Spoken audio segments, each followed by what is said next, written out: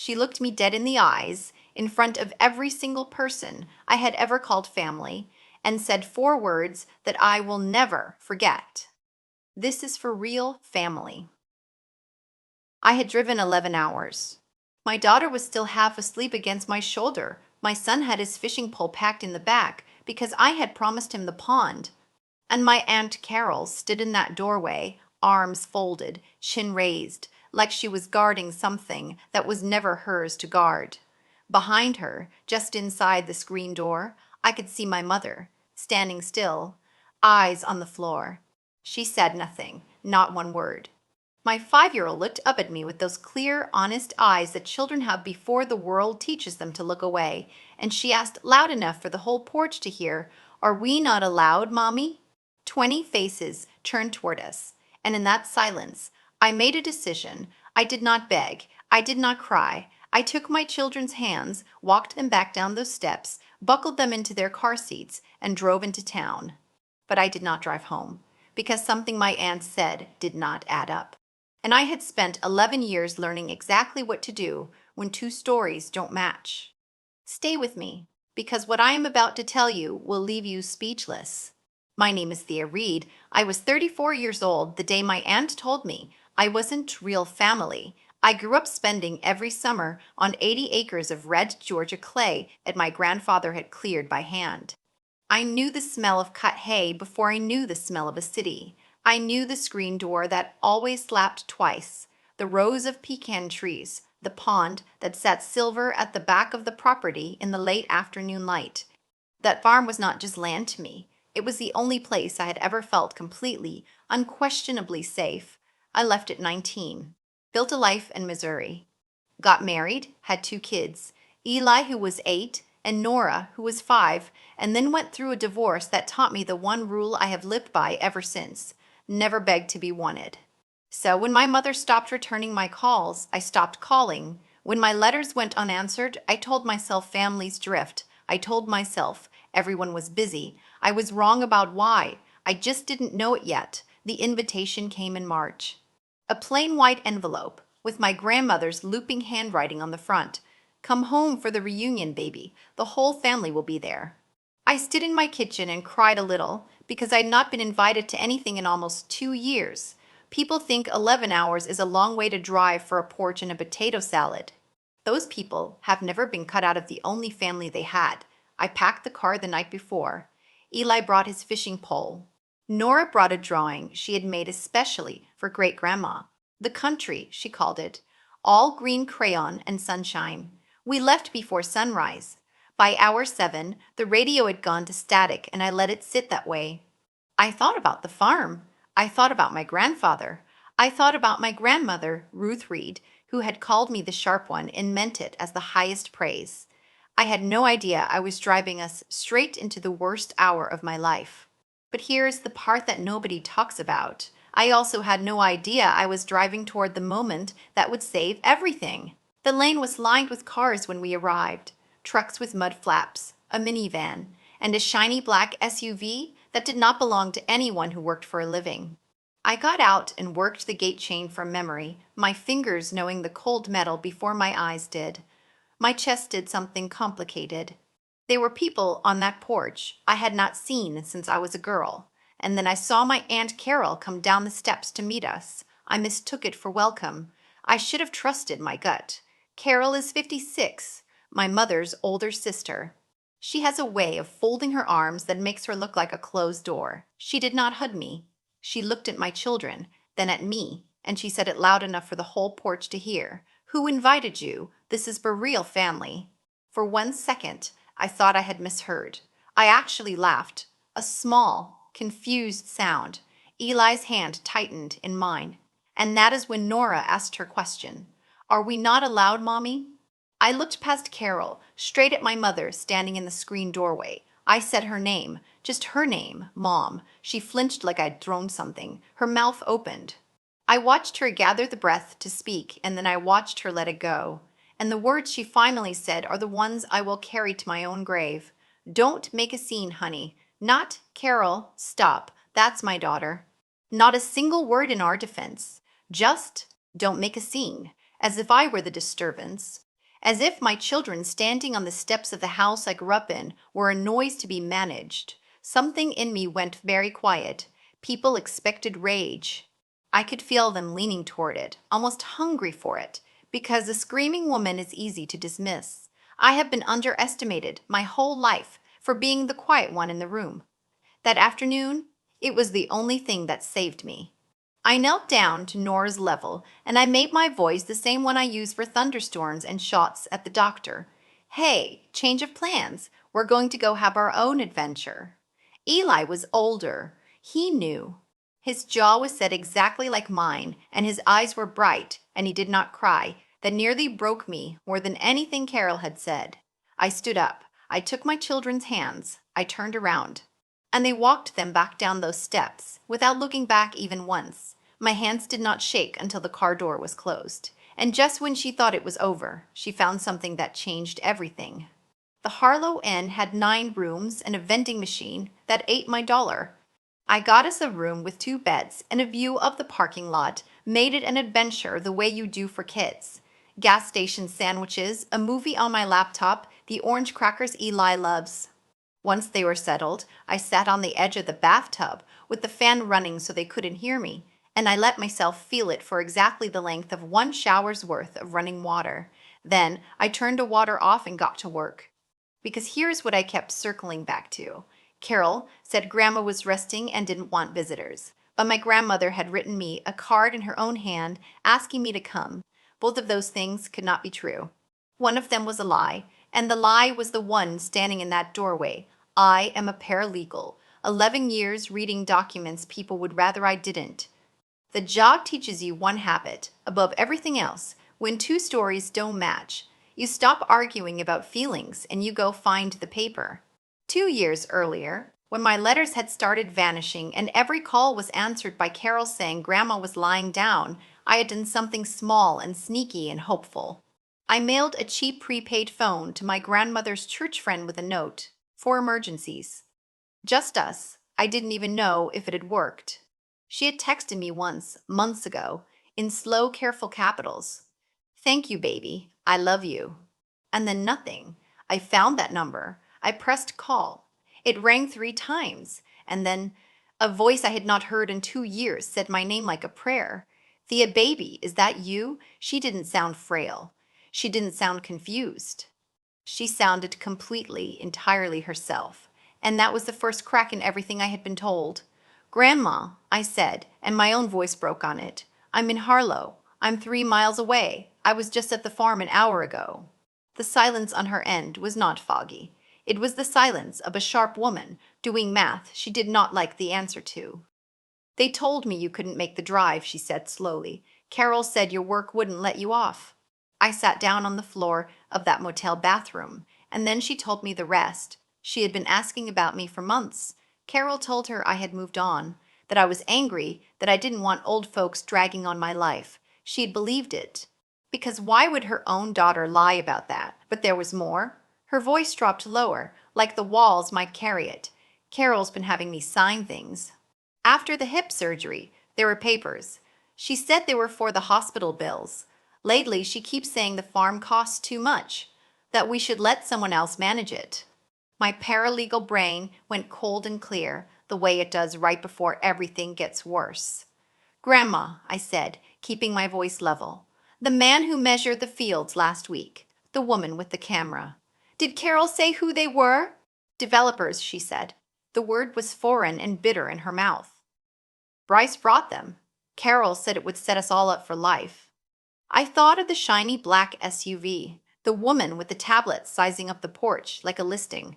Grandma, I said, is everyone gone by 9? They go home by 9, she said. It's just me and Mrs. Pleat at night. Then I'm coming back, the back way, and I'm bringing the kids. At that exact moment, she finally understood why everything had been a lie. We crossed the yard quiet as deer. The kitchen door opened before I touched it. Mrs. Puett, my grandmother's home health aide, grabbed my arm hard, like she'd been waiting a long time to grip somebody's arm, and said low and fierce, she is sharp as a tack. Whatever anybody tells you later, you remember a witness told you that to your face. I didn't understand yet why she was telling me that. I would. My grandmother was at the kitchen table, smaller than I remembered and straighter than I feared. When Nora marched up and held out her crumpled drawing, "I made you the country," my grandmother laughed, and it was the most alive sound in that house in months. Then she looked at me over the children's heads and said, "There's a drawer in your grandfather's desk I need you to open." The drawer stuck the way old drawers do, then gave all at once. Inside were hanging files, neat and labeled. That neatness told me everything. This was not the chaos of an overwhelmed caregiver. This was organized. This was a project. At the back was a fat manila folder.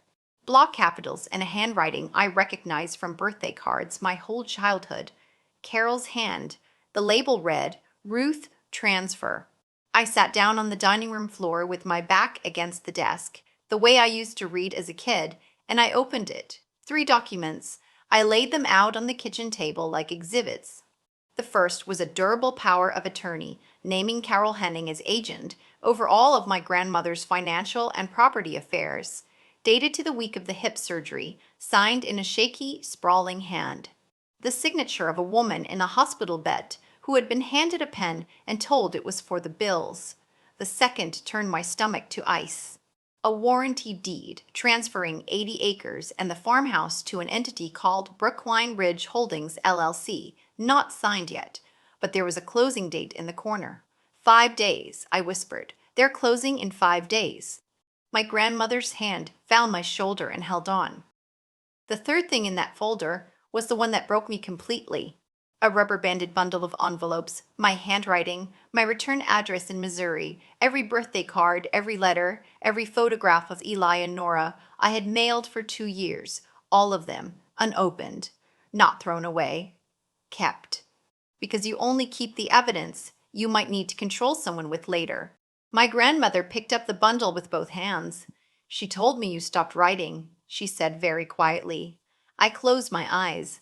Then I opened them, and I looked at the closing date, and I stopped being a daughter who had been turned away from a porch. I became something a great deal more useful. I photographed every page, front and back, date and time stamps on. I asked Mrs. Pouet to stand in the doorway and answer 3 questions clearly, on record. Was Ruth Reed of sound mind? Did she know what she owned? Was she owned for she ounded her own free will? She answered every one. Steady as a nurse reading vitals. My grandmother watched me work, and somewhere in there, the fear went out of her shoulders, and something older and harder came in. "You're not going to cry about it," she observed. "No, ma'am," I said.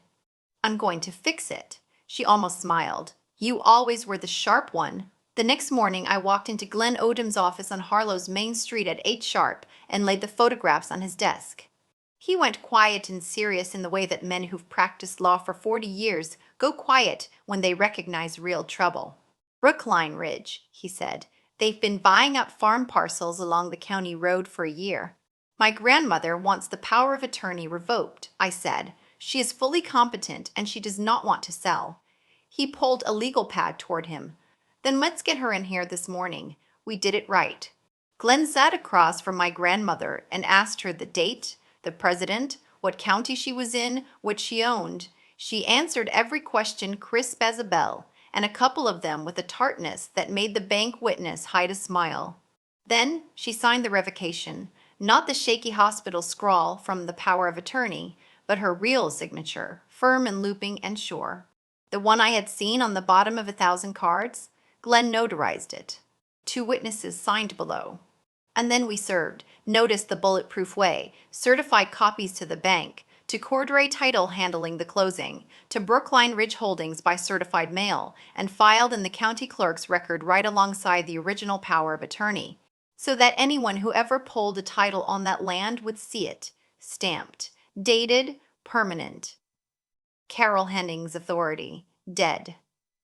By 3 o'clock, Cordray Title called Glenn to confirm. They were pulling the Brookline Ridge file. They could not and would not close on a deed signed under a revoked authority. The sale was dead, and Carol didn't even know it yet. The next morning, we came up the same walk in our good clothes, the same 20 faces turned.